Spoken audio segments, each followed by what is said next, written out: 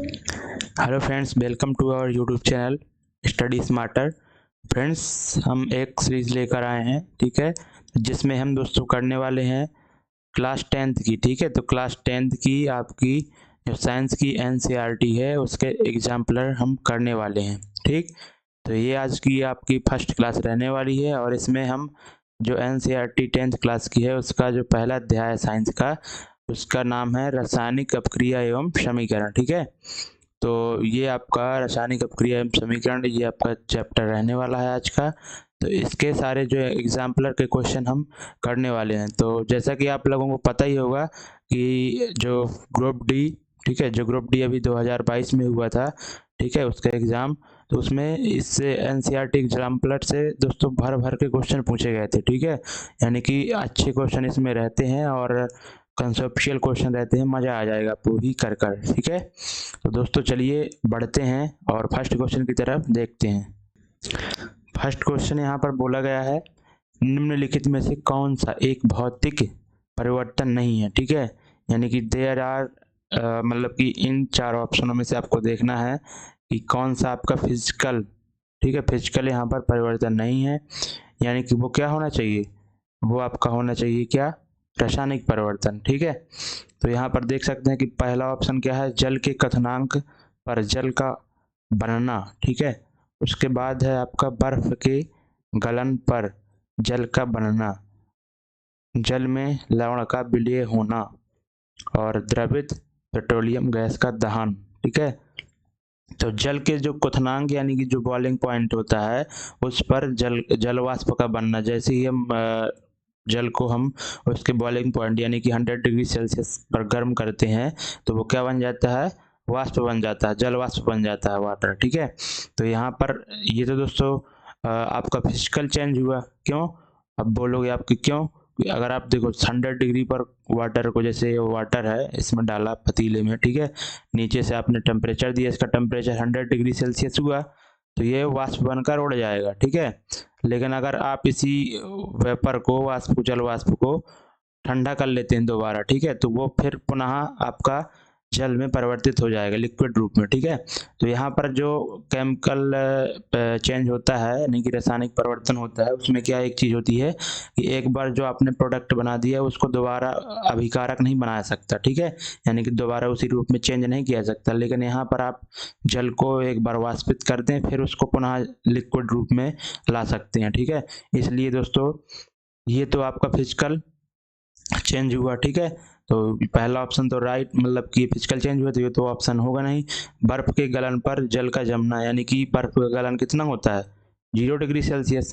तो 0 degree Celsius, तो ये भी सेम दोस्तों, ये भी आपको फिजिकल प्रॉपर्टी है। ठीक है, तो अब फिजिकल चेंज है। उसके बाद जल में लवण का विलय, जल में लवण का विलय, अगर आप जल में नमक को मिला देते हैं, ठीक है, तो आपका ये क्या हुआ, ये भी फिजिकल परिवर्तन हुआ। क्यों, क्योंकि आप उस जो है तो जल और नमक के मिश्रण को, ठीक है, एक तो ब्राइन सॉल्यूशन बोलते हैं इसको, ठीक है, जल और नमक के मिश्रण को ब्राइन सॉल्यूशन बोलते हैं। और जब आप इसमें नमक मिला देंगे पानी में तो इसको पुनः आप वापस कर सकते हैं। ठीक है, यानी कि नमक को पुनः आप निकाल सकते हैं। कैसे कि इसको दीजिए टेम्परेचर, ठीक है, तो ये जो जल होगा तो 100 डिग्री सेल्सियस के बाद जो है तो ये वाष्पित हो जाएगा, जो नीचे बचेगा नमक आप उसको प्राप्त कर सकते हैं। ठीक है, यानी कि ये भी आपकी फिजिकल चेंज हो जाएगा। लेकिन जो आपका ऑप्शन नंबर डी है, बोला गया है कि द्रवित पेट्रोलियम गैस का दहन है। ठीक है, तो आप जब लिक्विड पेट्रोलियम गैस का दहन कर देंगे तो वो आप क्या हो जाएगी, ये आपकी केमिकल, ठीक है, केमिकल चेंज हो जाएगा दोस्तों। ठीक है, तो यही आपका राइट आंसर हो जाएगा। तो ये आपकी फिजिकल चेंज नहीं है, तो यही आपका राइट आंसर हो जाने वाला है। ठीक है, तो उम्मीद करता हूँ दोस्तों समझ में आया होगा। और जब एलपीजी को दोस्तों दहन करेंगे ना तो उसको जो एनर्जी मिलती है हमसे, अब ऐसा तो नहीं कि एनर्जी से आप फिर पुनः जो है तो petroleum gas, liquid petroleum gas बना सकते हैं, ऐसा तो नहीं हो सकता। ठीक है, तो इसलिए आपका डी जो है तो केमिकल चेंज हो जाएगा। उम्मीद करता हूँ दोस्तों समझ में आएगा। नेक्स्ट क्वेश्चन देखेंगे। सेकंड क्वेश्चन आपका है, निम्नलिखित अभिक्रिया एक उदाहरण है, यानी कि निम्नलिखित ये जो अभिक्रिया दी गई है ये किस कैसी एक अभिक्रिया है। ठीक है, तो यहाँ पर देख लीजिए अमोनिया दिया गया है, ठीक है, और उसको ऑक्सीजन के साथ रिएक्शन किया गया है तो यहाँ पर नाइट्रोजन ऑक्साइड और H2O बन रहा है। तो ये क्वेश्चन दोस्तों बहुत ही लाजवाब है।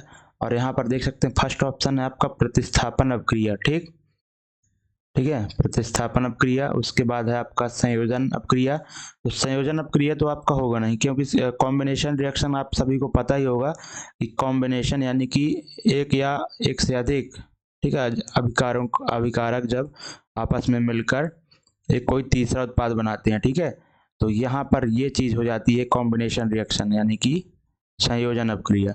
तो ये तो दोस्तों होगा नहीं, क्योंकि आप देख सकते हैं कि दो उत्पाद तो मिल रहे हैं, ठीक है, लेकिन यहाँ पर दो प्रोडक्ट भी मिल रहे हैं, तो यानी कि ये तो होगा नहीं, इस फॉर्म में नहीं है, प्लस बी इक्वल टू सी के फॉर्म में नहीं है, तो ये तो होगा नहीं टू ऑप्शन। तो यहाँ पर आप देखो ऑप्शन को कैसे हमें पहचानना कि कौन सा होगा नहीं होगा। तो दूसरा वाला नहीं होगा, तो दूसरा ना इसमें है, ना इसमें है, ना बी में है। ठीक है, तो बी वाला ऑप्शन कभी भी राइट नहीं होगा हमारा। ठीक है, ऐसे हम इसको हटा सकते हैं। अगला है उपचयन यानी कि रेडॉक्स अपक्रिया। अपचयन, ठीक, उपचयन अपचयन यानी कि रेडॉक्स अपक्रिया। तो ऐसी अपक्रिया जिसमें उपचयन भी हो रहा हो, यानी कि आपका ऑक्सीडेशन भी हो रहा हो और रिडक्शन भी हो रहा हो, तो उसको रेडॉक्स अपक्रिया हम कह देते हैं। ठीक है, और यहाँ पर उदासीनीकरण अपक्रिया ये तो होगा नहीं। क्यों? क्योंकि आपने न्यूट्रलाइजेशन रिएक्शन पढ़ा ही होगा कि जब हम एसिड, ठीक है, जैसे मान लेते हैं एसिड हमने HCl ले लिया और हम जैसे कोई बेस ले लिया NaOH, ठीक है, तो एसिड और बेस को जब हम मिलाते हैं तो यहाँ पर न्यूट्रलाइजेशन रिएक्शन होती है। ठीक है, यानी कि उदासीनीकरण अपक्रिया। तो यहाँ पर आपका साल्ट मिल जाएगा, साल्ट और प्लस हमें वाटर मिल जाएगा। ठीक है, तो साल्ट जैसे यहाँ पे NaCl बन जाएगा और प्लस आपका वाटर ही बन जाएगा।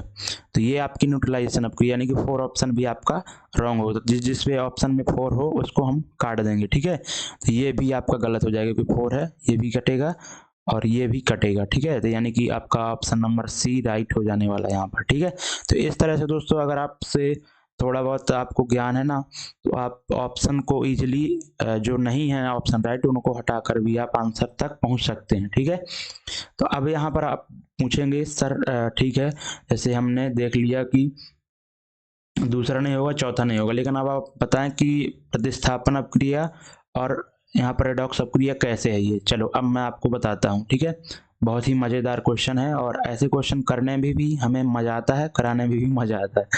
तो यहाँ पर देखो, यहाँ पर मैं एक बार रिएक्शन लिख लूँ क्या? चलो यहीं पर देख लेते हैं। देखो प्रतिस्थापन अपक्रिया बोला गया। ठीक है, तो प्रतिस्थापन अपक्रिया क्या होता है? प्रतिस्थापन अपक्रिया मतलब कि किसी एक, ठीक है, एक अभिकारक से उसका कोई एक मतलब कि उसका एटम जो है तो किसी दूसरे अपकारक में चले जाए, ठीक है, और मिलकर उत्पाद बनाए, ऐसा कुछ समझिए आप। जैसे यहाँ पर देख सकते हैं कि N के साथ में क्या था? H3 था। ठीक है, तो N के साथ में H3 था, तो H3 तो इधर चला गया। ठीक है, मतलब हाइड्रोजन तो इधर चले गए ऑक्सीजन के साथ में, और जो ऑक्सीजन था ये वो H3 को हटाकर N के साथ में ऐड हो गया, यानी कि प्रतिस्थापन आपस में एक दूसरे की जगह एक्सचेंज कर रहे हैं। ठीक है, इसलिए दोस्तों प्रतिस्थापन अपक्रिया होगा। और उसके बाद देख सकते हैं कि रेडॉक्स अपक्रिया, यानी कि इसमें जो है आपका अपचयन भी होना चाहिए और उपचयन भी होना चाहिए। ठीक, तो अब वो कैसे हो रहा है देखो, यहाँ पर देखो अब जो अब उपचयन होता है आपका यानी कि ऑक्सीडेशन। ठीक है, तो ऑक्सीडेशन कब कब होता है? ऑक्सीडेशन कब कब आपका होता है? तो ऑक्सीडेशन जब होता है दोस्तों जब हाइड्रोजन दोस्तों जुड़ते हैं। ठीक है, हाइड्रोजन जुड़ते हैं। ठीक है, हाइड्रोजन जुड़ते नहीं, घटते हैं। ठीक है, ऑक्सीजन जुड़ता है, सिंपल सी बात आप समझिए। जब ऑक्सीडेशन तब होता है जब ऑक्सीजन जुड़ता है और हाइड्रोजन घटता है और इलेक्ट्रॉन घटते हैं। ठीक है, और यहीं पर आपकी अगर रिडक्शन की बात करें हम अपचयन अपक्रिया की, तो वो दोस्तों कब होती है? जब आपका ऑक्सीजन निकलता है, ठीक है, और हाइड्रोजन जुड़ता है और इलेक्ट्रॉन भी जुड़ता है। क्लियर? और ऑक्सीडेशन तब भी होता है जब आपकी ऑक्सीडेशन नंबर बढ़े। ठीक है, ऑक्सीडेशन नंबर आपकी प्लस हो रही है, मतलब कि बढ़ रही है, तब भी ऑक्सीडेशन होगा। रिडक्शन यानी कि ऑक्सीडेशन नंबर आपकी घट रही होगी, ठीक है, तब भी आपका रिडक्शन ही होगा। बहुत ही इंपॉर्टेंट चीजें मैंने बताई हैं। अब यहाँ पर देख सकते हैं कि उपचयन कहाँ पे हो रहा है सर, आप बताओ। तो यहाँ पर देख सकते हैं कि हाइड्रोजन ये रहा, ठीक है, N के साथ में, ठीक है, अमोनिया में H3 हाइड्रोजन था, लेकिन वो हट गया। ठीक है, हट गया, यानी कि क्या हो रहा है इसका NH3 का क्या हो रहा है आपका हाइड्रोजन माइनस हो रहा है, और यहाँ पे देख सकते हैं N के साथ में O ऐड हो गया, यानी कि ऑक्सीजन ऐड हो गया, तो ऑक्सीजन ऐड हो रहा है और हाइड्रोजन निकल रहा है। ठीक है, तो यानी कि इसका ऑक्सीडेशन हो रहा है, NH3 का आपका ऑक्सीडेशन हो रहा है, और यहाँ पर O2 का क्या हो रहा है, O2 के O के साथ में आपका क्या ऐड हो रहा है, हाइड्रोजन ऐड हो रहा है, यानी कि हाइड्रोजन जुड़ रहा है, तो क्या हो जाएगा उसका रिडक्शन हो रहा है। ठीक है, इस तरह से आपका ये ऑप्शन नंबर तीसरा भी राइट हो जाएगा, रिडॉक्स अपक्रिया, यानी कि ऐसी अपक्रिया जिसमें रिडक्शन भी हो रहा हो और ऑक्सीडेशन भी हो रहा है, तो उसे रिडॉक्स अपक्रिया कह देते हैं। ठीक है, तो उम्मीद करता हूँ दोस्तों ये क्वेश्चन समझ में आ गया होगा, अगली बार से आप गलती नहीं करेंगे। ठीक, नेक्स्ट क्वेश्चन देखेंगे। थर्ड क्वेश्चन है, और यहाँ पर बोला जा रहा है कि दी हुई अपक्रिया के लिए निम्नलिखित में से कौन से कथन सत्य हैं। ये आपकी ये रिएक्शन दी गई है। ठीक है, और इसमें बोला गया कि इसको देखकर आपको बताना है कि कौन से यहाँ पर कथन सत्य हैं। तो देखो यहाँ पर आयरन धातु ऑक्सीकृत हो रही है, ठीक, और जल अपचेत हो रहा है, जल अपचायक के रूप में कार्य कर रहा है, जल ऑक्सीकरण के रूप में कार्य कर रहा है। ठीक है, यानी कि आप फर्स्ट पे जाइए। ठीक है, फर्स्ट ऑप्शन को देखते हैं अपन, और इसमें क्या बोला गया है। बहुत ही लाजवाब क्वेश्चन दोस्तों रहने वाले, आपका यहाँ से ऑक्सीडेशन और रिडक्शन ये सारा डाउट क्लियर हो जाएगा। ठीक है, आप यहाँ पर देख सकते हैं कि आयरन है और इसमें हाइड्रोजन के साथ रिएक्शन कराई गई है, हाइड्रोजन गैस के साथ में। ठीक है, क्योंकि आपको पता होगा कि जो आपका आयरन होता है, ठीक है, लोहा होता है, वो जो है तो लिक्विड और सॉलिड, ठीक है, वाटर से आपका रिएक्शन नहीं करता, वो वाइपर से ही करता है वो। ठीक है, जो जंग वगैरह होती है, तो यही तो जंग का फॉर्मूला है आपका। ठीक है, तो यहाँ पर आप देख सकते हैं कि आयरन धातु ऑक्सीकृत हो रही है, यानी कि आयरन का जो क्या हो रहा है, ऑक्सीडेशन हो रहा है। ठीक है, तो यहाँ पर देख सकते हैं ये सही है कि गलत है। देखो यहाँ पर केवल आपका आयरन है, ठीक, और उसके साथ में आप देख सकते हैं यहाँ पर ऑक्सीजन ऐड हो गया है। ठीक है, अब ऑक्सीजन आयरन के साथ में ऐड हो गया है, तो किसी के साथ में भी अगर आपका उसमें ऑक्सीजन ऐड हो रहा है, तो मैंने बताया था उसके पहले दूसरे क्वेश्चन में कि अगर ऑक्सीजन ऐड हो रहा है तो क्या हो जाएगा, ऑक्सीडेशन हो जाएगा, यानी कि आपको फर्स्ट ऑप्शन तो राइट हो गया। ठीक है, तो फर्स्ट ऑप्शन तो आपका राइट हो गया, तो जिसमें फर्स्ट ऑप्शन राइट नहीं है तो वो तो पहले काट दीजिए, तो ये तो कट गए अपने। ठीक है, उसके बाद देखो पहला दूसरा तीसरा, इधर पहला दूसरा चौथा है, यानी कि दूसरा हमें चेक करने की जरूरत नहीं क्योंकि दोनों ऑप्शन में है, तो अपन अब यहाँ पर तीसरे और चौथे को देख लेते हैं। ठीक है, तो तीसरा अगर सही हो गया तो आपका यही राइट हो जाएगा, अगर गलत हो गया तो फिर सी ऑप्शन हो जाएगा। ठीक है, सिंपल सी बात है। तो यहाँ पर आप देख सकते हैं कि जल अपचायक के रूप में कार्य कर रहा है, अपचायक। ठीक है, अपचायक का मतलब क्या हुआ, उसका रिडक्शन नहीं हो रहा है दोस्तों, इसका अपचायक का मतलब क्या है कि जल अपचायक के रूप में, यानी कि रिड्यूसिंग एजेंट के रूप में। ठीक है, तो रिड्यूसिंग एजेंट बोल रहा है यहाँ पर, रिड्यूसिंग एजेंट, रिड्यूसिंग एजेंट, यानी कि जो क्या करवा रहा है, अपचयन करवा रहा है। ठीक है, तो दोस्तों अपचयन कौन कराएगा, जिसका ऑक्सीकरण हो रहा होगा। ठीक है, ये आप चीज ध्यान देना, जिसका ऑक्सीडेशन हो रहा होगा दोस्तों, वही क्या कराएगा, वो कहलाएगा रिड्यूसिंग एजेंट। ठीक है, और जिसका दोस्तों रिडक्शन हो रहा होगा वो कहलाएगा ऑक्सीडेशन एजेंट। ठीक है, ऑक्सीडेशन एजेंट। तो यहाँ पर जल एक अपचायक के रूप में कार्य कर रहा है, यानी कि इसको क्या होना चाहिए कि इसका ऑक्सीकरण होना चाहिए, जल का दोस्तों ऑक्सीकरण नहीं हो रहा। ठीक है, क्योंकि देखो जल आपका ये रहा H2O, अब यहाँ से हाइड्रोजन से क्या हो रहा है, ऑक्सीजन हट रहा है दोस्तों। ठीक है, ऑक्सीजन हट गया, यानी कि मैंने बताया था ऑक्सीजन हटेगा तो यानी कि उसका रिडक्शन हो रहा है। ठीक है, तो यहाँ पर ये कोई दूसरे तीसरा वाला रॉन्ग हो गया, तो अब ऑटोमेटिकली आपका यही राइट आंसर हो जाएगा। ठीक है, क्लियर है, अब आप समझ भी लीजिए कैसे क्या हुआ ये। तो ये चीज़ आपको यहाँ पर ध्यान देना है। हिंदी मीडियम वालों को थोड़ा सा प्रॉब्लम हो सकती है, वहाँ की इंग्लिश में तो पूरा साफ साफ लिखा रहता है कि अपचायक, जल अपचायक के रूप में कार्य कर रहा है। ठीक है, वो अपचयन नहीं बोल रहा है दोस्तों, ध्यान देना, वर्ड पे आपको बहुत ही विशेष कर ध्यान देना है एग्जाम में। जल अपचायक के रूप में कार्य कर रहा है, अपचायक यानी कि रिड्यूसिंग एजेंट। ठीक है, रिड्यूसिंग एजेंट, रिड्यूसिंग एजेंट कौन होगा, जिसका ऑक्सीडेशन हो रहा होगा, जिसका ऑक्सीकरण हो रहा होगा। ठीक है, तो यहाँ पर आपका जल जो है H2O है, उसका तो यहाँ पर रिडक्शन हो रहा है क्योंकि ऑक्सीजन हट रहा है उससे। ठीक है, जो जल से ऑक्सीजन हट रहा है, यहाँ पर देख सकते हैं कि पहले H2O था, अब यहाँ पर हाइड्रोजन केवल बचा है, वो गायब हो गया, तो ये तो आपका इसीलिए गलत कर दिया मैंने।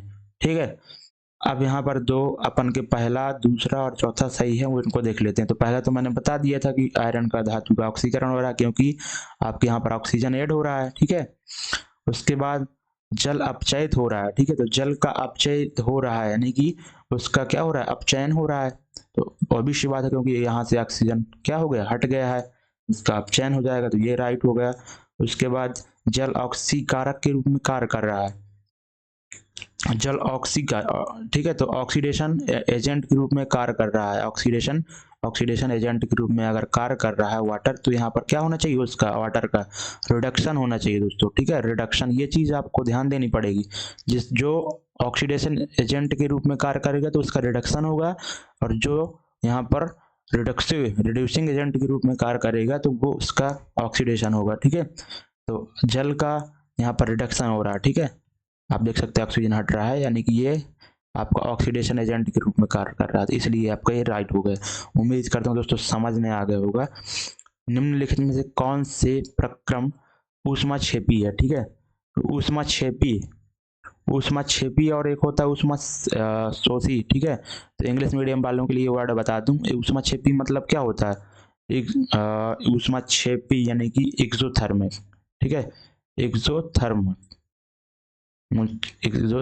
ठीक है, एक्सोथर्मिक। और जो ऊष्मा शोषी होता है यानी कि ऊष्मा का अवशोषण कर रहा है, यानी कि वो अंदर ही ऊष्मा ले रहा है, तो वो होता है एंडोथर्मिक, ठीक है, एंडोथर्मिक। ये आप चीज ध्यान देना, ठीक। तो कौन सी यहाँ पर एक्सोथर्मिक रिएक्शन है, यानी कि आपस में रिएक्शन करके वो ऊष्मा को क्या करेंगे, रिलीज करेंगे, ठीक है, ऊष्मा निकालेंगे। तो यहाँ पर देखो फर्स्ट ऑप्शन है बिना बुझे चूने के साथ जल की अपक्रिया।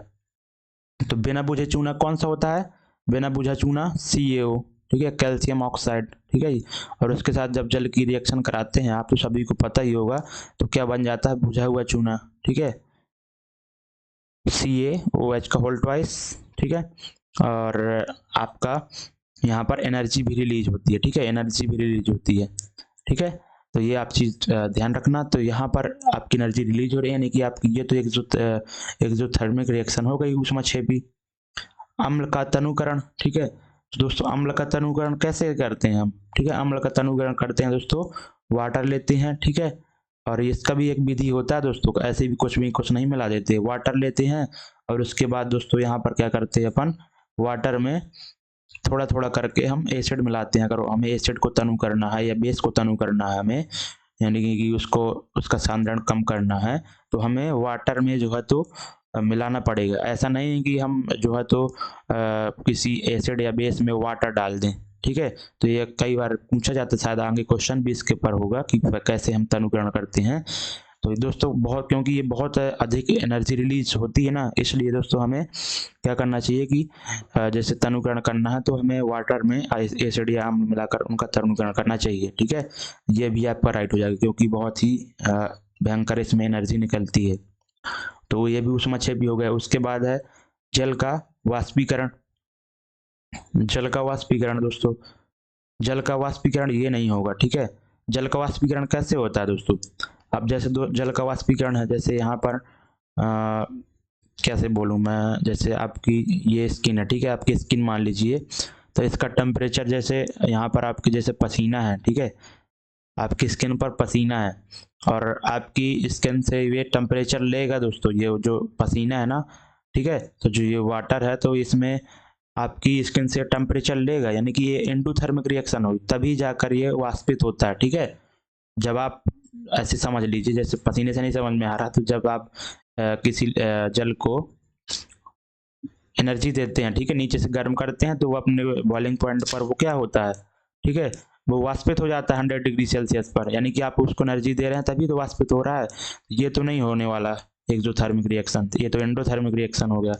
और कपूर क्रिस्टलों का ऊर्ध्वपातन, कपूर क्रिस्टलों का ऊर्ध्वपातन, ये ऊर्ध्वपातन भी दोस्तों क्या होता है, एंडोथर्मिक ही होता है, क्योंकि आप जब एनर्जी देंगे तभी तो वो ऊर्ध्वपातित होता है। जैसे आप धूप में रख देते हैं कपूर की गोली, ठीक है, धूप में रख देते हैं, ऊपर से धूप आई तो इसको हीट किया, इसको, ठीक है, जो धूप से रोशनी से हीट आई उसको कपूर को हीट किया, और कपूर जैसे हीट होता है तो वो बिना लिक्विड में परिवर्तित हुए क्या हो जाता है, वाष्पित हो जाता है, यानी गायब हो जाता है, और उसी को कहते हैं ऊर्ध्वपातन, ठीक है, डायरेक्ट सॉलिड से वाष्प में बदल जाना, ठीक है, सॉलिड से गैस में बदल जाना, वही उत्पादन कहलाता है। तो यहाँ पर ये भी एंडोथर्मिक रिएक्शन हो, तो मेरे हिसाब से इसका राइट आंसर 1 और 2 होने वाला है, तो ऑप्शन नंबर ए राइट हो जाएगा। नेक्स्ट क्वेश्चन देखेंगे, 5वां क्वेश्चन है दोस्तों, और ऐसे क्वेश्चन आपके एग्जाम में आने वाले हैं, ठीक है, आप बिल्कुल निश्चित रहिए कि ऐसे क्वेश्चन नहीं आएंगे। और ये जो सीरीज है ना आपकी सभी एग्जाम के, रेलवे या एसएससी जितने भी आपके एग्जाम है, खासकर रेलवे में तो साइंस आती ही है, उनके लिए बहुत ही इंपॉर्टेंट होने वाला है इस, ठीक है, सेशन। और इसी तरह मैं दोस्तों पूरे जो जितने भी आपके चैप्टर यहाँ पे अध्याय हैं उन सभी का एग्जाम्पलर करवाने वाला हूँ, ठीक है। यहाँ पर बोला गया कि 25 ml जल युक्त ए बी तथा सी के रूप में चिन्हित 3 बीकर लीजिए, ठीक है। यानी कि 25 ml जल लेना है, ए बी सी 3 बीकर हैं, ठीक है। तो एक ये बीकर मैंने ले लिया, ठीक है, अलग अलग कलरफुल कर देता हूँ थोड़ा सा, और एक ये बीकर ले लिया बी, और एक तीसरा सी बीकर, ठीक है, ओके। और इसमें सभी में क्या भर दें हम, वाटर 25 ml, ठीक है, 25 ml हमने वाटर भर दिया इन तीनों में। उसके बाद बोल रहा है आपका कि देखो, अब उसके बाद बोल रहा है कि ये इसको ए नाम दे देते हैं, इसको बी, इसको सी।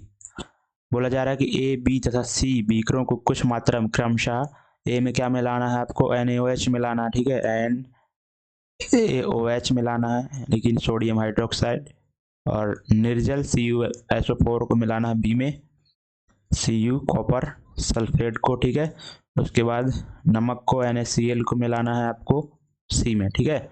अब बोला जा रहा है कि यदि प्रक्षेपित किया गया कि बीकर ए तथा बी के विलयनों के तापमान में वृद्धि हुई, यहाँ पर बोला जा रहा है कि ए और जो बी के विलयन है उसमें तापमान में क्या हो रही है, वृद्धि हो रही है, ठीक है, यानी कि यहाँ से एनर्जी रिलीज होगी, ठीक है, एनर्जी आपकी रिलीज होगी।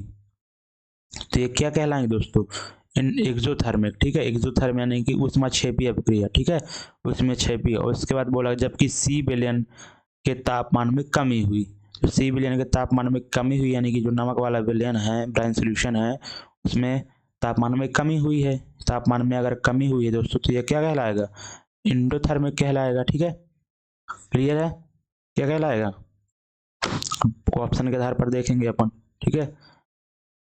बोला जा रहा है कि बीकर ए तथा बी में ऊष्मा क्षेपी संक्रमण संपन्न हुआ है, ठीक है, ये तो आपका सही है, क्योंकि ए और बी में जो आपका यहाँ पर तापमान में वृद्धि हो रही है, तापमान वृद्धि हो रही है यानी कि आपका NaOH और जल के रिएक्शन से क्या बना है, एनर्जी निकली है, ठीक है, ऊष्मा क्षेपी, ठीक है, इसलिए आपका ए तो राइट है, ए तथा बी में ऊष्मा शोषी। ये तो दूसरा तो आपका रॉन्ग हो गया, तो दूसरे वाले जितने भी हैं ऑप्शन हम काट देंगे।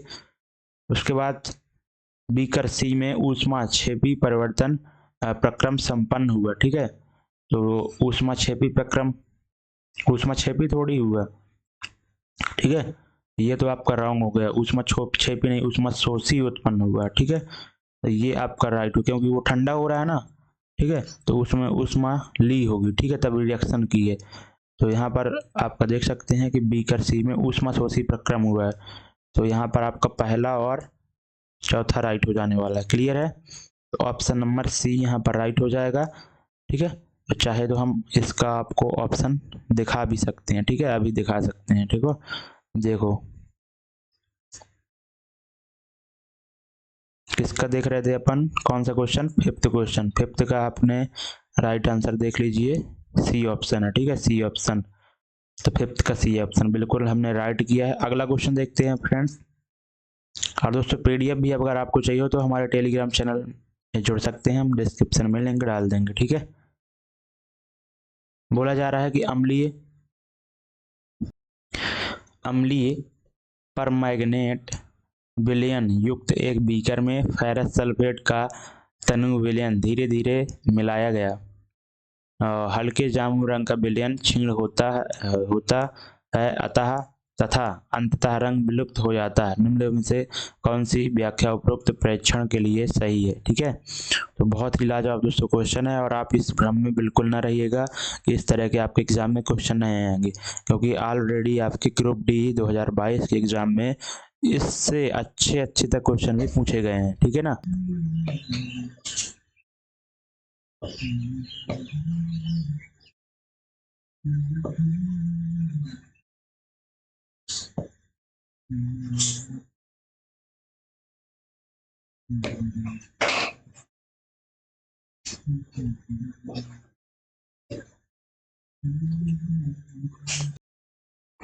सिक्स क्वेश्चन है आपका कि अम्लीय परमैंगनेट विलयन युक्त एक बीकर में फेरस सल्फेट, ठीक है, का तनु विलयन धीरे धीरे मिलाया जाता है। यह जामुनी रंग का विलयन क्षीण हो जाता है, यानी कि पहले वो विलयन कैसा था, रंग जामुनी रंग का था, ठीक है, यानी कि पर्पल रंग का था, और अंततः वो रंग विलुप्त हो जाता है। तब निम्न इसमें यहाँ पर क्या हो रहा है, क्या रिएक्शन हो रही है, उसके बारे में आपको बताना है। तो फ्रेंड्स, जो आपका परमैंगनेट होता है, पोटेशियम परमैंगनेट जो होता है आपका, वो कैसा होता है आपका, वो आता है आपका पिंक कलर का, ठीक है, पिंक कलर का, क्लियर।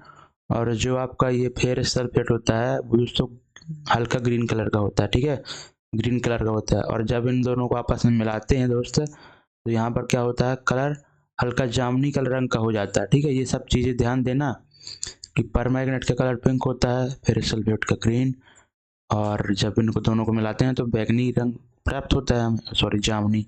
लेकिन धीरे धीरे क्या होता है, रिएक्शन जब इन दोनों में होती है, परमैंगनेट और फेरस सल्फेट में, तो ये रंग धीरे धीरे विलुप्त हो जाता है, ठीक है, यानी कि कुछ भी रंग नहीं बचता है, ठीक है। तो यहाँ पर दोस्तों होता क्या है कि आपका जो KMnO4 है, ठीक है, वो क्या हो रहा है, ऑक्सीकारक है, यानी कि इसका KMnO4 का क्या हो रहा है, रिडक्शन हो जाएगा, और FeSO4 का ऑक्सीडेशन हो जाएगा, ठीक है।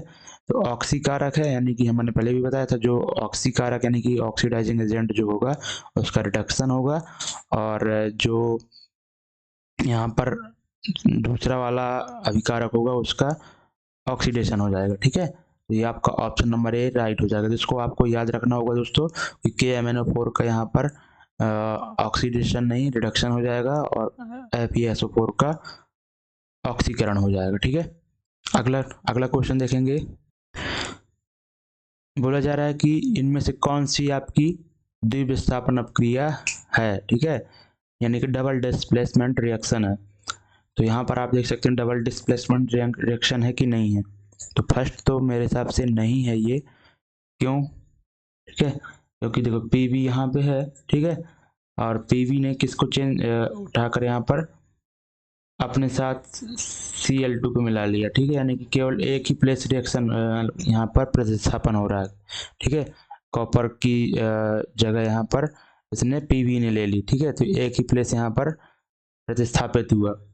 और यहाँ पर ये तो कॉम्बिनेशन रिएक्शन है, तो ये तो होगा नहीं, और ठीक है, और ये भी नहीं होगा दोस्तों, ठीक है, ठीक है, कि ये हो जाएगा, ये होगा, ठीक है, ये द्विविस्थापन अपक्रिया होगी कि नहीं होगी, ये हो जाएगी द्विविस्थापन अपक्रिया, क्योंकि यहाँ पर देखो C के साथ में, यहाँ पर कार्बन के साथ में ऑक्सीजन ऐड हो रहा है, और इधर ये हाइड्रोजन जाके ऑक्सीजन के साथ ऐड हो रहा है, तो चौथा तो हो जाएगा द्विविस्थापन अपक्रिया, और ये दूसरी भी हो जाएगी, क्यों, क्योंकि आयन सोडियम के साथ में आपका यहाँ पर देख सकते हैं कि ये Cl आ गया यहाँ पे, और ये SO4, ठीक है, वो चला गया Ba के साथ में, बेरियम के साथ में, ठीक है, क्लियर है। तो आपका दूसरा और चौथा डबल डिस्प्लेसमेंट रिएक्शन हो जाएंगी। तो दूसरा और चौथा किस ऑप्शन में है, दूसरा और चौथा यहाँ पर, दूसरा और चौथा यहाँ पर ऑप्शन में ही नहीं है, ठीक है। तो आई थिंक क्या होने वाला है यहाँ पर, देखो, अब दूसरे में तो कोई डाउट ही नहीं है, वो तो डबल डिस्प्लेसमेंट रिएक्शन होगी, लेकिन NCERT ने जो इसका आंसर दिया है मेरे हिसाब से, ये दिया केवल दूसरा, ठीक है, केवल दूसरा ऑप्शन दिया है, इसको नहीं माना गया डबल डिस्प्लेसमेंट रिएक्शन, ठीक है। डबल डिस्प्लेसमेंट थोड़ी हुआ, डबल डिस्प्लेसमेंट रिएक्शन नहीं हुआ ये, ठीक है, ऑक्सीजन इसके साथ जुड़ रही है, ये तो एक ही अब कारक है ना, ठीक है, उसका एक ही एटम है, कोई दूसरा थोड़ी, तो ये नहीं होने वाला, तो आई थिंक इसका राइट आंसर यही होगा, बी ऑप्शन। नेक्स्ट क्वेश्चन देखेंगे, बाकी कोई डाउट हो तो कमेंट बॉक्स में और पूछ लीजिएगा, ठीक है, बाकी इसका हम आंसर भी देख लेते हैं, 7 का क्या है, बी ऑप्शन, ठीक है। 7 का बी ऑप्शन यानी कि केवल दूसरा राइट होगा। ठीक, अगला क्वेश्चन देखेंगे। सूर्य के प्रकाश की उपस्थिति में सिल्वर क्लोराइड के उद्भाषण पर वह स्लेटी क्यों हो जाता है? ठीक है, तो यहाँ पर फर्स्ट ऑप्शन है सिल्वर क्लोराइड के अपघटन पर सिल्वर बनने से। ठीक है, तो देखो सबसे पहले मैं बता दूं कि आपका जो सिल्वर क्लोराइड है, ठीक है, तो जब उसका दोस्तों सूर्य की प्रकाश की उपस्थिति में, ठीक है, यहाँ पर उपस्थिति में सिल्वर क्लोराइड, ठीक है, के उद्भाषण पर वह स्लेटी हो जाता है, यानी कि टूटने पर वो क्या हो जाता है? सिल्वर क्या हो जाता है? स्लेटी, यानी कि ग्रे कलर का हो जाता है। ठीक है, ग्रे कलर का, ठीक है, और Cl2 अलग हो जाता है। ये आपकी रिएक्शन होती है। ठीक है, और ये दोस्तों फोटोग्राफी वगैरह में यूज की जाती है। ठीक है, ये आपने कई बार क्वेश्चन पढ़ा ही होगा सिल्वर क्लोराइड और सिल्वर ब्रोमाइड का। ठीक है, तो यहाँ पर देखो ब्लैक एंड वाइट फोटोग्राफी में, ठीक है, फर्स्ट ऑप्शन है सिल्वर क्लोराइड के अपघटन पर सिल्वर बनने से। ये तो दोस्तों राइट हो गया कि सिल्वर क्लोराइड का डिकम्पोजिशन हो रहा है। ठीक है, ठीक है, उसके बाद है सिल्वर क्लोराइड के ऊर्ध्वपातन से। तो सिल्वर क्लोराइड का ऊर्ध्वपातन थोड़ी हो रहा है, ये तो नहीं है होगा। सिल्वर क्लोराइड के क्लोरीन गैस में विघटन से, क्लोरीन गैस में विघटन से, ठीक है, तो केवल क्लोरीन गैस में थोड़ी विघटन हो रहा है, सिल्वर क्लोराइड, सिल्वर और क्लोरीन में विघटन हो रहा है उसका। सिल्वर क्लोराइड के ऑक्सीकरण से, ये भी यहाँ पे ऑक्सीडेशन है और ऐसा कुछ है ही नहीं है। ठीक है, तो ऑप्शन नंबर केवल इसका 1 राइट हो जाएगा। 8वां क्वेश्चन हो गया। 9वां क्वेश्चन देखेंगे। बोला जा रहा है 9th क्वेश्चन में ठोस कैल्शियम ऑक्साइड जल के साथ तीव्रता से अभिक्रिया कर कैल्शियम हाइड्रोक्साइड बनाता है। ठीक है, तथा ऊष्मा उत्पन्न होती है। इस प्रक्रिया को चूने का बुझाना कहते हैं। कैल्शियम हाइड्रोक्साइड जल में घुलकर इसका विलयन बनाता है, जिसे चूने का पानी कहते हैं। और निम्नलिखित में से कौन से कथन चूने के बुझाने तथा इसके विलयन बनने के लिए सत्य हैं? ठीक है, तो ये रिएक्शन के बारे में बात कर रहा है। कैल्शियम जब ऑक्साइड यानी कि बिना बुझा हुआ चूने को जब पानी के साथ रिएक्शन कराते हैं तो कैल्शियम हाइड्रोक्साइड बन जाता है आपका। ठीक है, और उसके बाद है यहाँ पर चूने के बुझाने तथा इसके विलयन बनाने के लिए सत्य है। तो यह दोस्तों क्या है? यह एक ऊष्मा शोषी अभिक्रिया है। ये तो गलत हो गया दोस्तों, क्योंकि ऊष्मा क्षेपी अभिक्रिया है। ठीक है, ऊष्मा शोषित नहीं कर रही वो, ऊष्मा यहाँ पर निकलती है दोस्तों बहुत सारी। ठीक है, आपने देखा होगा कई बार जब घरों की पुताई होती है चूने की, तो जिस पात्र में आप चूने को डालते हैं और पानी डालते हैं तो वहाँ पे वो पात्र बहुत गर्म हो जाता है, ऐसा लगता है जैसे फटने ही वाला हो। ठीक है, तो इसलिए दोस्तों क्या है? ऊष्मा क्षेपी अभिक्रिया, ना कि ऊष्मा शोषी। यह ऊष्मा क्षेपी अभिक्रिया बिल्कुल राइट है। परिणामी विलयन की जो pH 7 से अधिक होगी। ठीक है, 7 से अधिक होगी। अब जो दोस्तों यहाँ पर देख सकते हैं कैल्शियम, जो कैल्शियम है एक तरह की आपकी धातु है। ठीक है, जो धातु के ऑक्साइड या हाइड्रोक्साइड जो होते हैं वो क्या होते हैं? धातु के वो होते हैं आपके बेसिक नेचर के, बेसिक। ठीक है, बेसिक, तो बेसिक होगा तो यहाँ पर जो उसका pH वैल्यू होगा वो क्या होगा? 7 से अधिक होगा। ठीक है, 7 से अधिक होगा तभी तो बेसिक होगा, क्योंकि 0 से लेकर आपके जो है तो 7 तक वो होते हैं आपके क्या होते हैं? सॉरी, 0 नहीं होता, 1 से लेकर 1 होता है। ठीक है, 1 से लेकर 7 तक तो आपका होता है क्या? यहाँ तक होता है आपका एसिड, और 7 से आगे 7 न्यूट्रल होता है। ठीक है, 7 से जब आगे जाते हैं 14 तक, तो 14 तक, तो यहाँ पर ये आपका बेसिक होता है। ठीक है, यानी कि pH वैल्यू 7 से ज़्यादा होगी इसकी, बेसिक है इसलिए। तो ये आपका राइट हो जाएगा। परिणामी विलयन का pH 7 से कम होगा, तो ये आपका रॉन्ग हो जाएगा। तो ऑप्शन नंबर दूसरा और तीसरा होगा, तो ऑप्शन नंबर बी राइट हो जाएगा। ठीक है, 9th का आप देख लेंगे, 9th का ऑप्शन नंबर बी यहाँ पर देखो राइट दिया गया है। अगला क्वेश्चन देखेंगे। आपको हम साथ साथ में उसका ऑप्शन भी दिखाते जा रहे हैं ताकि आपको कोई डाउट न रहे। ठीक है, नेक्स्ट 10वां क्वेश्चन है और इसमें बोला जा रहा है, थोड़ा सा जूम करते हैं। ठीक है, जूम आउट, ताकि आपको कोई प्रॉब्लम हो ना हो। हम दिख रहा होगा शायद आपको। अब यहाँ पर बोला जा रहा है कि बैरियम, ठीक है, बैरियम क्लोराइड। 10th क्वेश्चन यहाँ पर बोला जा रहा है कि बैरियम क्लोराइड अमोनियम सल्फेट के साथ अपक्रिया पर, ठीक है। तो यहाँ पर सबसे पहले बैरियम क्लोराइड, तो बैरियम क्लोराइड का फॉर्मूला होता है BaCl2, ठीक है, BaCl2। और अमोनियम सल्फेट का फॉर्मूला होता है NH4 का होल ट्वाइस और SO4, ठीक है। तो ये जब आपस में रिएक्शन करते हैं तो बैरियम सल्फेट बन जाता है, ठीक है, यानी कि BaSO4 बन जाता है। और तथा अमोनियम क्लोराइड, ठीक है, अमोनियम क्लोराइड NH, ठीक है, NH4Cl, ठीक है, ये बन जाता है। तो बोल रहा है कि निम्नलिखित में कौन सी अपक्रिया के प्रकार को सही प्रदर्शित करता है। तो ये विस्थापन अपक्रिया है, विस्थापन अपक्रिया है।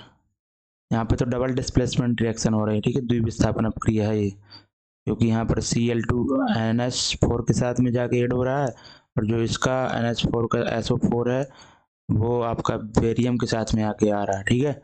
ये तो आपका चौथा ऑप्शन हो जाएगा, चौथा।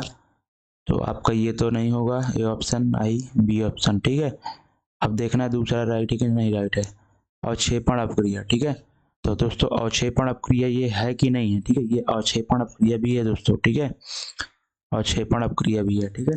क्योंकि दोस्तों एक जल में अघुलनशील ये BaSO4 बन रहा है, ठीक है, जल में अघुलनशील होता है, तो इसलिए इसको अवक्षेपण कह देते हैं, ठीक है। सॉलिड होता है, ठीक है, सॉलिड होता है, जल में अघुलनशील, उसे कहते हैं अवक्षेपण। तो यहाँ पर ऑप्शन नंबर D राइट हो जाएगा, ठीक है। 10th का यहाँ पर आई थिंक D होना चाहिए, बिल्कुल करेक्ट है, ठीक है। अगला क्वेश्चन देखेंगे, जल का विद्युत अपघटन। जल का विद्युत अपघटन एक अपघटन अपक्रिया है। जल के विद्युत अपघटन में मुक्त हुई हाइड्रोजन एवं ऑक्सीजन गैस का मोलर अनुपात आपको बताना है। जल का विद्युत अपघटन यहाँ पे करने से जो आपका हाइड्रोजन और ऑक्सीजन मिलेंगे उसके मोलर अनुपात आपको बताना है, ठीक है। तो आप यहाँ पर देख सकते हैं, जैसे हमने H2O लिया, ठीक है, तो इसका जब हम विद्युत अपघटन करवाएंगे तो आपका हाइड्रोजन मिलेगा और ऑक्सीजन मिलेगा, ठीक है। तो यहाँ पर देखो, हाइड्रोजन का जब एक एटम होता, ठीक है, एक परमाणु होता, तो उसका 1 मोल कहलाता। तो यहाँ पर 2 हाइड्रोजन है तो उसके कितने मोल कहलाएंगे, 2 मोल कहलाएंगे, ठीक है।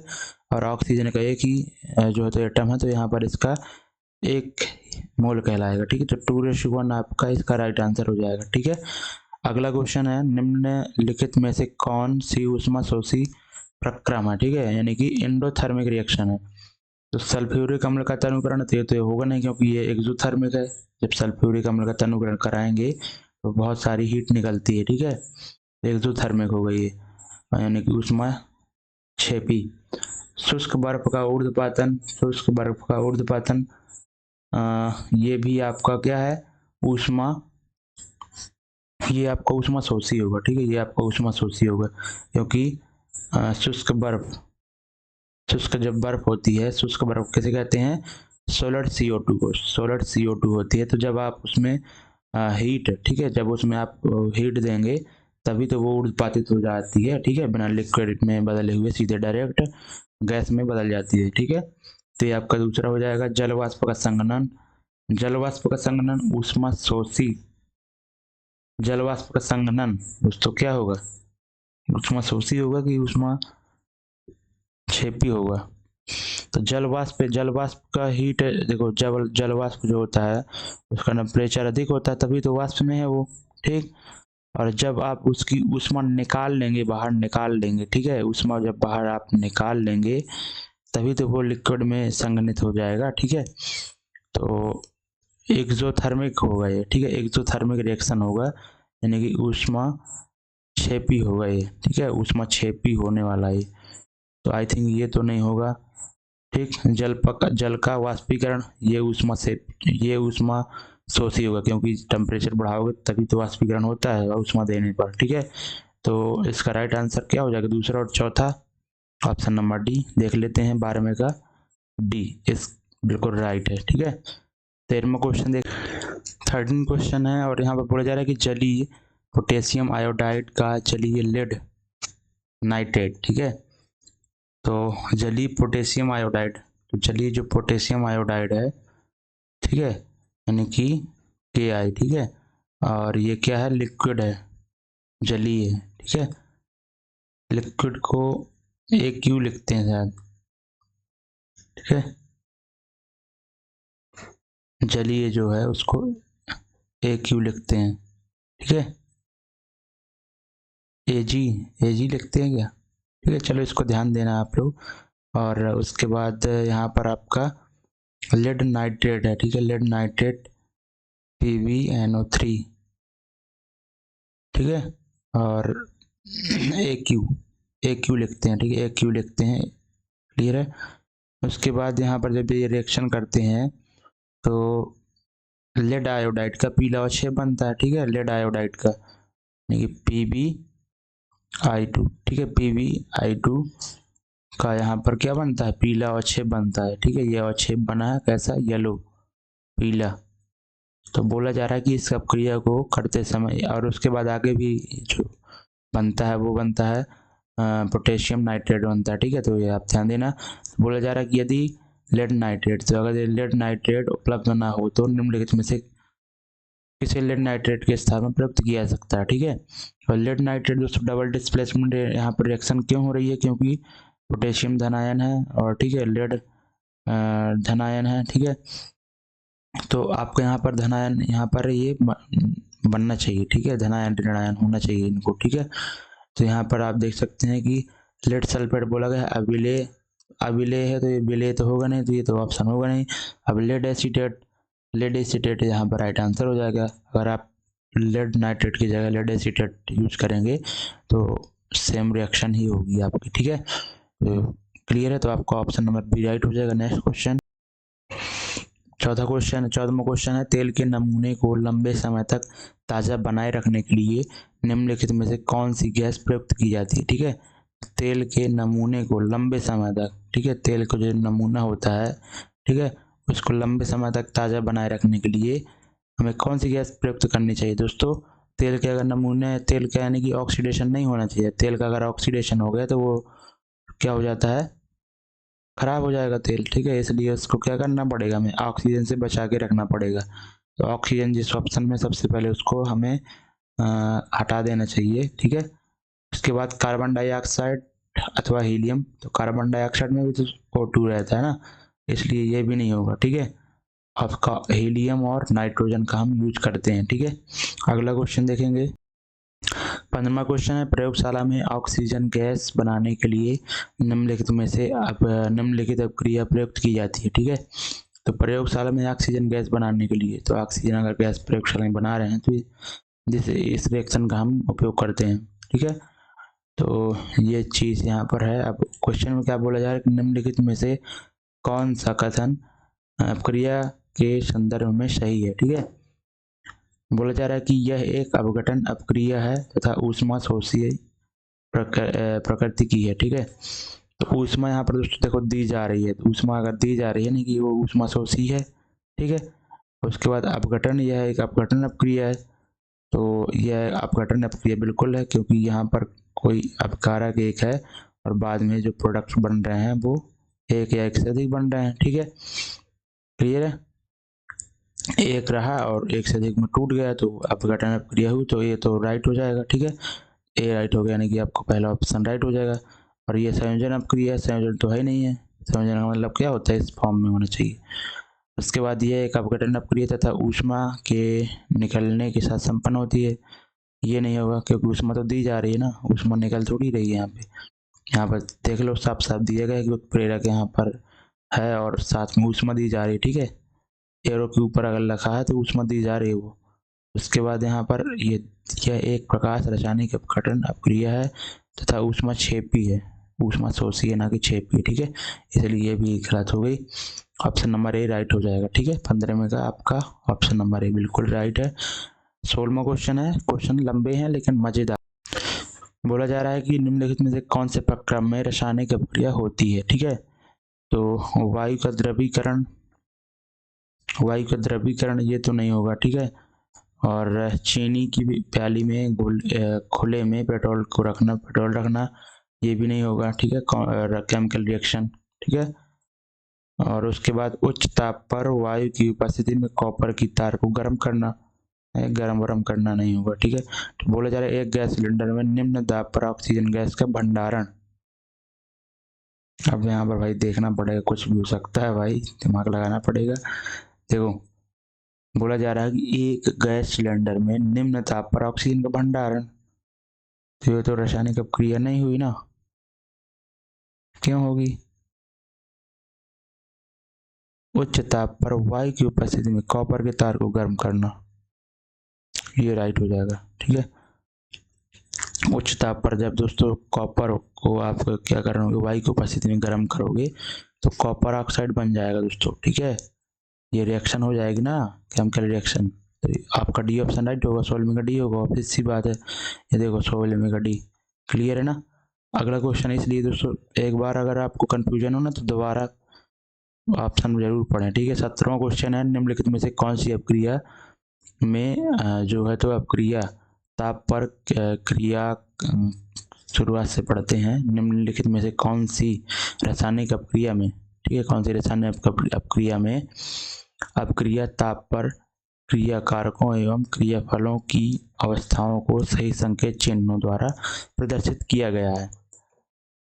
यानी कि आपका यहाँ पर देखो पहला ऑप्शन में देखते हैं तो हाइड्रोजन लिक्विड फॉर्म में, और जब ऑक्सीजन लिक्विड फॉर्म में होता है तब आपका हाइड्रोजन गैस फॉर्म में, जो आपका वाटर गैस फॉर्म में मिलता है। ऐसा होता है क्या? ऐसा बिल्कुल नहीं होता, ठीक है। हाइड्रोजन और ऑक्सीजन को मिलाकर जब हम वाटर बनाते हैं तो आपका ऐसे नहीं बनता, ठीक है। हाइड्रोजन आपका गैस होता है, ठीक है, गैस के रूप में होता है। उसके बाद आपका ऑक्सीजन क्या होता है, ऑक्सीजन किस रूप में होता है, वो भी गैस के रूप में ही होता होगा, ठीक है, क्लियर है ना। तो इसका राइट आंसर क्या हो जाएगा मेरे हिसाब से, ठीक है, इसको आपको याद रखना पड़ेगा दोस्तों, ठीक है। तो दोस्तों मेरे हिसाब से इसका राइट आंसर इधर गैस और लिक्विड ये तो नहीं होगा, और गैस गैस और फिर लिक्विड बन जा रहा है, ऐसा तो नहीं होगा ना। जब ये गैस गैस आप मिला रहे हैं तो लिक्विड नहीं बन पाएगा, ठीक है। गरम गरम चीज़ें जब मिलाएंगे तो गरम में तो गैस ही रहेगी ना वो भी। तो डी ऑप्शन यहाँ पर राइट हो जाने वाला, ठीक है, क्लियर है। तो ऑप्शन नंबर डी राइट हो जाएगा। देखते हैं 17 में का डी बिल्कुल राइट है। और दोस्तों लास्ट क्वेश्चन है जो आपके ऑब्जेक्टिव में है, निम्नलिखित में से कौन सी संयोजन अपक्रिया है, कॉम्बिनेशन रिएक्शन है, ठीक है। तो कॉम्बिनेशन रिएक्शन ये तो नहीं होने वाली, ठीक, कॉम्बिनेशन रिएक्शन ये तो डिकम्पोजिशन रिएक्शन है, और ये आपकी कॉम्बिनेशन रिएक्शन हो जाएगी, ये हो जाएगी, ये नहीं होगी, ठीक है। तो दूसरा और तीसरा इसका राइट आंसर हो जाएगा ऑप्शन नंबर डी। तो 18 का डी ऑप्शन बिल्कुल राइट है, क्लियर है दोस्तों। उम्मीद करता हूँ दोस्तों एक आपको मज़ा आया होगा। और इसकी पीडीएफ दोस्तों अगर आपको चाहिए हो तो हमारे टेलीग्राम चैनल पर जुड़ सकते हैं, डिस्क्रिप्शन में उसकी लिंक दी गई है, और वहीं पर आप सारी पीडीएफ प्राप्त कर सकते हैं, ठीक है। तो वीडियो भले ही लंबा हो गया ना दोस्तों, हर एक चीज़ समझने के लिए टाइम तो देना पड़ता है ना, ठीक है। तो इतना सारा हमने पढ़ा, ठीक है, और आप हमारे साथ लास्ट तक जुड़े रहे तो उसके लिए दोस्तों धन्यवाद। सारी पीडीएफ में डाल दूंगा, इंग्लिश की भी डाल दूंगा चाहेंगे आप तो, ठीक है, इंग्लिश और हिंदी की कोई प्रॉब्लम नहीं है, ठीक है, क्लियर है। तो थैंक यू सो मच दोस्तों, मिलेंगे नेक्स्ट इसी अगले अध्याय में, ठीक है। तब तक के लिए सभी को जय हिंद।